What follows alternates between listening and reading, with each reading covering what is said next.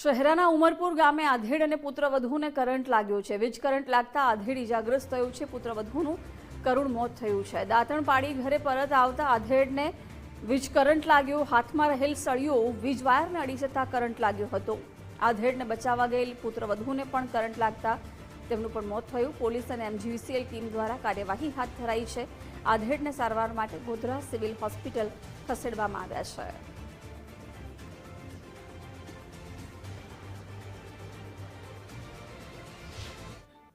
હરિયા ફરિયામાં મારા પપ્પા સવારમાં દાંતણ પાડવા જતા હતા, એ સળિયો હાથમાં હતો ને આમ પકડીને જતા હતા અને એમને કરંટ લાગ્યો એટલે મારા ભાભી દોડીને ગયા, એટલે મારા ભાભીએ પકડી પાડી એટલે મારા ભાભીને કરંટ વધારે લાગ્યો એટલે મારા ભાભી ઓફ થઈ ગયા અને મારા પપ્પા સારવારમાં છે સિવિલ, અને વાયર નીચે હતા એકદમ 9 ફૂટની હાઇટમાં।